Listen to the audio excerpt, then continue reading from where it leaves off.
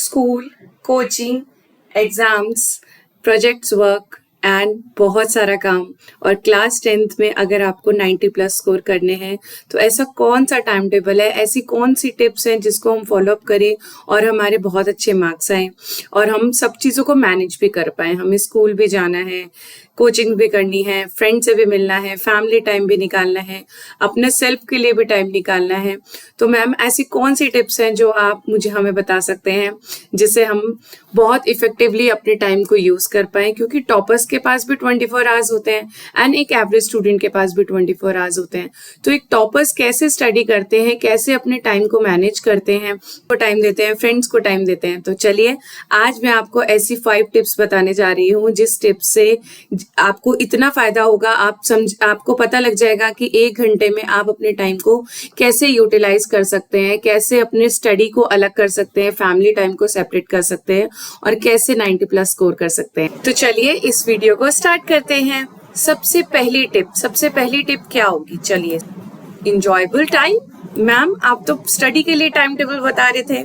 जी हाँ, आप क्या करेंगे, सबसे पहले अपनी लिस्ट बनाइए कि आपको किस किस चीज के लिए टाइम निकालना है। ठीक है, आपको स्कूल के लिए टाइम निकालना है, फन एक्टिविटीज के लिए टाइम निकालना है, स्पोर्ट्स एक्टिविटीज के लिए टाइम निकालना है। स्पोर्ट्स क्यों इंपॉर्टेंट होता है? स्पोर्ट्स इसलिए इंपॉर्टेंट होता है कि जिससे आपका, अगर आपकी बॉडी हेल्दी होगी तो आपका माइंड हेल्दी होगा।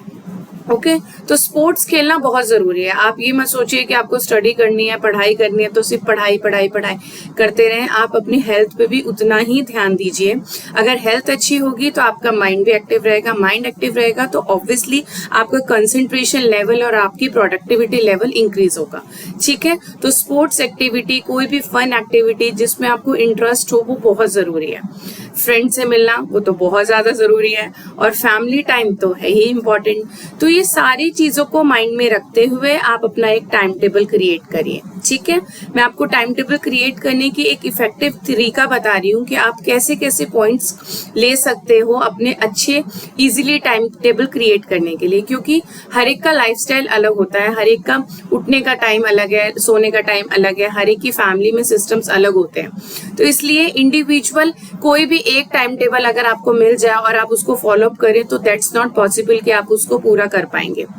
इसलिए अपनी लाइफ के हिसाब से, अपनी प्रायोरिटीज के हिसाब से कि आपकी लाइफ में क्या सबसे ज्यादा इंपॉर्टेंट है, क्या सबसे ज्यादा प्रायोरिटाइज है, सारी चीजों को प्रायोरिटाइज कीजिए और अपनी स्टडी का भी टाइम निकालिए। ठीक है, तो सबसे पहली बात, सबसे फर्स्ट टिप आपको क्या ध्यान रखनी है कि आपको एक इंजॉयबल टाइम अपना ध्यान रखना है कि मुझे किस किस चीज के लिए टाइम चाहिए। कुछ बच्चों को मैथमेटिक्स टफ लगता है, कुछ बच्चों को साइंस टफ लगता है, किसी के लिए इंग्लिश बहुत ज्यादा टफ है। जब मैं क्लास 10th में थी तो मेरे लिए शायद इंग्लिश बहुत ज्यादा टफ हुआ करती थी। मेरा भाई जब 10th क्लास में था उसको मैथमेटिक्स बहुत ज्यादा टफ लगती थी। इसीलिए आप वो सब्जेक्ट्स को देखिए जिसमें आपको टफ लगता है, जो आपके लिए हार्ड है, उसको आपने क्या करना है, उसको आपने डेली पढ़ना है। ठीक है, चाहे वो एसएसटी हो, चाहे वो इंग्लिश हो, चाहे वो हिंदी हो, चाहे वो मैथ्स हो, जो भी सब्जेक्ट आपको हार्ड लगता है उसको आपके माइंड में रहना चाहिए। जरूरी नहीं है कि आपको 1 घंटा फिक्स करना है कि भाई 4 to 5 मैंने ये पढ़ना है, ऐसा नहीं होता है। जब आपको लगे कि अब मैं बहुत अच्छे माइंडसेट में हूँ, मुझे ये पढ़ना है, मेरे माइंडसेट में एक अनकॉन्शियस माइंड में ये बात है कि भाई मुझे एसएसटी हार्ड लगता है, तो मुझे वो सब्जेक्ट डेली पढ़ना है, चाहे आपको पूरा दिन टाइम मिले चाहे नहीं मिले। ठीक है, तो उसको आप सबसे ज्यादा पूरे टाइम टेबल में सबसे ज्यादा डेली, चाहे आधा घंटा दीजिए, चाहे 10 मिनट्स दीजिए, चाहे 15 मिनट्स दीजिए, उसको आपने टाइम देना है। ठीक है, तो focus on a subject and not on a time. अगर आपको रात तक टाइम नहीं मिलता है उस सब्जेक्ट के लिए तो एटलीस्ट 10 मिनट्स उस सब्जेक्ट को खोलो और कुछ क्वेश्चंस और कुछ डेफिनेशंस या कुछ भी है उसको आपको पढ़ के सोना है। ठीक है, एटलीस्ट 10 मिनट्स। ओके, तो सबसे पहले क्या करना है कि हमने एक टाइम टेबल बनाना है जिसमें हमने स्कूल टाइमिंग को हटा देना है और जितनी भी आप स्पोर्ट्स एक्टिविटी करते हैं या फन एक्टिविटी करते हैं या अपने वीकेंड्स पे फ्रेंड्स के साथ मिलते हैं, फैमिलीज को टाइम देते हैं, उस टाइम को साइड कर देना है। और रिमेनिंग जो टाइम रहेगा उसमें डेली आपने वो सब्जेक्ट को इंक्लूड करना है जो उसमें आपको डर लगता है या आप उसको हार्ड समझते हैं। ठीक है, सेकंड, डेली उस सब्जेक्ट को टाइम देना है जिसको आपको इजी लगता है। इजी मीन्स उस वो भी क्यों टाइम देना आपको डेली, क्योंकि क्या होगा जब आप जैसे कोचिंग करके आए हैं उस टाइम आप थोड़े से रिलैक्स्ड माइंड है, आपने आधा घंटा रिलैक्सेशन कर लिया, तो वो टाइम आपका बहुत ज्यादा प्रोडक्टिव और बहुत ज्यादा एक फ्रेशली माइंड होता है। ठीक है, फ्रेश हो आप, तो आप उसमें मैथ्स के, जैसे आपको मैथ्स इजी लगती है तो आप मैथ्स के 10 क्वेश्चन सॉल्व कर सकते हो और बहुत फटाफट आप कर दोगे, क्योंकि आपको वो अच्छा लगता है सब्जेक्ट और आप फटाफट उसको रिवाइज भी कर सकते हो। या आपने जो स्कूल में पढ़ा है, कोचिंग में आप पढ़ के आए हो, तो उस सब्जेक्ट को आप उस टाइम पे रिवाइज कर सकते हो। तो कोचिंग के बाद का टाइम और खेलने से पहले का टाइम, बीच में जो आपके 1-1.5 घंटा बचेगा, उस टाइम को आप अपने फेवरेट सब्जेक्ट को दे सकते हो। Third, the most important task. ठीक है, जब हमने ये डिसाइड कर लिया कि हमें पढ़ना क्या है, हमें कितना पढ़ना है, ठीक है, हमने हार्ड सब्जेक्ट को भी देख लिया, इजी सब्जेक्ट को भी देख लिया। ओके, जब हमने सारी चीजें डिसाइड कर ली तो अब ये देखना है कि उस चीज को पढ़ना कैसे है। देखो, एक एवरेज स्टूडेंट भी 6 से 7 घंटे पढ़ता है और एक टॉपर स्टूडेंट भी 6 से 7 घंटे पढ़ता है, लेकिन बेनिफिट किसको ज्यादा होता है? जिसको वो चीजें मेमोराइज रहती हैं। ठीक है, और मेमोराइज कब रहेंगे? जब आप एक फ्रेश माइंड से पढ़ेंगे, एक टेक्निक से पढ़ेंगे।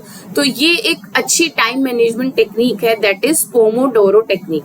ठीक है, जो इस पूरी वीडियो का एक इंपॉर्टेंट पॉइंट था जो मैंने आपके लिए रखा था कि आपको मैं टाइम मैनेजमेंट टेक्निक सिखाऊं कि अपनी पढ़ाई को आप कैसे मैनेज करो। अगर आपके पास सिर्फ 1 घंटा है पढ़ने के लिए या 2 घंटे है सिर्फ पढ़ने के लिए, तो उसको कैसे प्रोडक्टिव बना सकते हैं। देखो, 24 आवर्स ही है सबके पास, सबको 3 से 4 घंटे ही मिलते हैं पूरे दिन में, स्कूल, ट्यूशंस एंड एक्टिविटीज हटा के। ठीक है, 3 से 4 घंटे ही मिलते हैं। अब उस 3 से 4 घंटे को आप मोर एंड मोर प्रोडक्टिव कैसे बना सकते हो, वो कर सकते हो आप कुछ भी माइंड गेम्स करके, अपने माइंड की कॉन्सेंट्रेशन लेवल को इंक्रीज कर सकते हो। तो ये जो टाइम मैनेजमेंट टेक्निक है, इससे आपकी कंसंट्रेशन लेवल इंक्रीज होगा, आप किसी भी डिस्ट्रैक्शन में नहीं फंसोगे। आपके पास 1 घंटा है या 2 घंटे हैं, उसमें आप ना तो मोबाइल देखोगे, ना कोई डिस्ट्रैक्ट होगे, ना किसी चीज में डिस्टर्ब होगे। ठीक है, तो ये टेक्निक होती क्या है? इस टेक्निक में क्या करना है, सबसे फर्स्ट पॉइंट कि आपका डिसाइड हो गया कि आपको सपोज मैथमेटिक्स पढ़ना है। ठीक है, क्या पढ़ना है, कैसे पढ़ना है, ये आपने डिसाइड कर लिया था फर्स्ट स्टेप में। सेकंड क्या करना है, आपने 25 मिनट्स का एक अलार्म लगाना है। ठीक है, घड़ी में लगा लो, मोबाइल में मत लगाना, क्योंकि मोबाइल में फिर ध्यान जाएगा बार बार। ठीक है, किसी भी वॉच में, छोटी सी वॉच आती है, अलार्म क्लॉक लगा लो उस पर 25 मिनट्स का। एंड अपना एक प्रॉपर स्टडी टेबल बनाओ, स्टडी का जगह बनाओ कि भाई यहाँ पे बैठ के मैं अपनी स्टडी करूंगा, यहाँ मेरी सारी बुक्स पढ़ी हैं, सारे नोट्स पढ़े हैं, जिससे मेरे को टाइम डिस्ट्रैक्शन नहीं हो। अगर आपकी सारी चीजें एक ही जगह पे पड़ी होंगी तो आपको हर जगह कलेक्ट करके अपना टाइम वेस्ट नहीं करना पड़ेगा। ओके, तो टाइम कम है हमारे पास।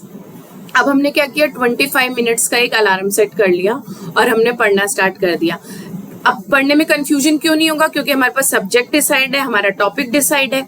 ठीक है, और हमारा पैटर्न डिसाइड है कि हमने कहाँ से पढ़ना है, कैसे पढ़ना है। या तो आप भाई नोट से पढ़ते हो या आप खुद नोट्स बनाते हो, व्हाटएवर आपकी जो भी टेक्निक है वो आप उसको यूज कर सकते हो। तो 25 मिनट्स का अलार्म लगाना है, 25 मिनट्स आप पढ़े और 5 मिनट्स की आपने ब्रेक लेनी है। अब उस ब्रेक में क्या करना है, ब्रेक में आप चेयर से उठेंगे, इधर उधर टहलेंगे, कुछ पानी पीना है आपको पानी पियेंगे, या आपको वॉशरूम यूज करना है आप वॉशरूम जाएंगे, मम्मा से बात करनी है, पापा से बात करनी है, व्हाटएवर आपको जो काम करना है जिससे आपको माइंड फ्रेश हो जाए। ठीक है, आप अपने आप को फ्रेश फील करें। आपको बाहर जाके खड़ा होना है, आप बाहर जा सकते हो। 5 मिनट्स आपको ब्रेक लेनी है एंड देन अगेन आपको क्या करना है, छोड़ना नहीं है उस पढ़ाई को कि भाई 25 मिनट्स पढ़ा और चलो भागो यहाँ से, ऐसे नहीं करना है। 25 मिनट्स पढ़ो, 5 मिनट्स की ब्रेक लो एंड अगेन 25 मिनट्स का आप अलार्म लगाएंगे। ठीक है, इस टेक्निक से क्या होगा कि आपका माइंडसेट कंसंट्रेशन लेवल इंक्रीज होगा। आपने माइंड को क्या इंस्ट्रक्शन दे दिया कि भाई सिर्फ 25 मिनट से तो पढ़ना है। जब हम माइंड को एक अलार्म दे देते हैं ना, क्या आप क्या करते हैं, अब तो मैं 3 घंटे बैठ के पढ़ूंगा। ठीक है, तो उस 3 घंटे में माइंड आपको अलग अलग ट्रिक्स क्रिएट करता है, अलग अलग डिस्ट्रैक्शंस क्रिएट करता है, और आप कभी फोन में डिस्ट्रैक्ट होते हो, कभी टीवी में डिस्ट्रैक्ट होते हो, कभी पेरेंट्स की किसी बात में डिस्ट्रैक्ट होते हो। ठीक है, तो डिस्ट्रैक्शन हटाने के लिए आपने माइंड को एक सिग्नल देना है कि भाई बस मैं तो 25 मिनट्स पढ़ूंगा, उसके बाद मिलता हूँ। ठीक है, कोई फ्रेंड आ जाए तो बोलना 25 मिनट्स पढ़ाई करनी है, उसके बाद मिलूंगा। या कोई मम्मा की कोई बात है कि भाई मम्मा आप बुला रही हैं तो मम्मा 25 मिनट्स पढ़ के आऊंगा, तो उससे क्या होगा, आपका जो 25 मिनट की प्रोडक्टिविटी है वो इंक्रीज हो जाएगी। आपका पूरा ध्यान उस 25 मिनट्स में रहेगा और आपके उस सब्जेक्ट पे रहेगा जो आपको पढ़ना है। ठीक है, तो this is the time management technique and इसको हम बोलते हैं पोमोडोरो टेक्निक। ठीक है, आपको the fourth most important point, पढ़ाई भी हो गई, सब कुछ हो गया, टाइम भी निकाल दिया, टाइम मैनेजमेंट भी कर लिया, टाइम टेबल भी बना लिया। अब आपको क्या करना है, रात को सोने से पहले एटलीस्ट 10 मिनट्स आपने क्या पढ़ा, ठीक है, उसको रिवाइज करना है। या तो आप टॉपिक्स में लिख लो, पॉइंट्स में लिख लो कि भाई मैंने ये आज पढ़ा है। कल के लिए पहले ही डिसाइड करके रखो ताकि टाइम वेस्ट ना हो। कल के लिए पहले ही डिसाइड होगा कि मुझे क्या क्या पढ़ना है, कौन सा सब्जेक्ट लेना है। आज मैथमेटिक्स और साइंस ले लिया तो कल एसएसटी और इंग्लिश लेना है या हिंदी लेना है। ठीक है, और क्या आपको ज्यादा पढ़ना है। अगर मैथ्स में आपने ये टॉपिक कर लिया तो भाई अब इसके प्रीवियस ईयर्स क्वेश्चंस देखने हैं या इसके कॉम्पिटेंसी बेस्ड क्वेश्चन करने हैं। लेकिन परसों अगर मैं मैथ्स पढ़ूंगा तो मैं इसके कॉम्पिटेंसी बेस्ड क्वेश्चन देखूंगा, या एसएसटी पढ़ूंगा तो मैं ये करूंगा। तो वो आपको डेली अपना एक नोटपैड बना के रखना है। उससे क्या होगा कि आपकी डेली कंसिस्टेंसी रहेगी पढ़ाई में और डेली आपको पता लगता रहेगा कि मैंने कितना पढ़ लिया और क्या नहीं पढ़ा। अगर कोई क्वेश्चन में डाउट है या कोई टॉपिक में डाउट है तो आप सडनली जाके नेक्स्ट डे जाके अपने टीचर से पूछ सकते हो। ठीक है, तो रिव्यू करना बहुत जरूरी है। इवन आप अपनी पूरी डे को रिव्यू कर सकते हो, भाई मैंने आज कहाँ टाइम वेस्ट किया, कहाँ टाइम वेस्ट मुझे नहीं करना चाहिए था। अगर मैं उस टाइम को ये इस चीज में यूज करता तो ये मेरे लिए ज्यादा प्रोडक्टिव हो जाता। उस चीज को रिव्यू करना बहुत जरूरी है नाइट में। ठीक है, इससे पहले हमने क्या देखा, हमने एक इंजॉयबल टाइम निकाला, हमने लिस्ट बनाई कि हमें क्या पढ़ना चाहिए क्या नहीं पढ़ना चाहिए, फ्रेंड्स से कब मिलना है, फैमिली को टाइम कब देना है। ठीक है, फोकस किया उन सब्जेक्ट्स पे जो हमारे लिए वीक हैं या उन सब्जेक्ट पे जो जिसमें हम वीक हैं और जिसमें हम इजीली स्कोर कर सकते हैं, हम अच्छे से मार्क्स ला सकते हैं। ठीक है, और नेक्स्ट हमने एक टाइम मैनेजमेंट टेक्निक देखी कि हम कैसे अपने टाइम को मैनेज कर सकते हैं, कैसे अपने टाइम में कंसंट्रेशन लेवल को इंक्रीज कर सकते हैं और अच्छे से पढ़ाई कर सकते हैं। So best of luck students, आप सब लोगों के 90+ स्कोर आए, that is my best wishes for you. अगर आपको ये वीडियो अच्छी लगी हो तो प्लीज लाइक कीजिएगा और अपने फ्रेंड्स के साथ जरूर शेयर कीजिएगा। और अगर आप इस चैनल पे न्यू आए हैं तो डू सब्सक्राइब द चैनल।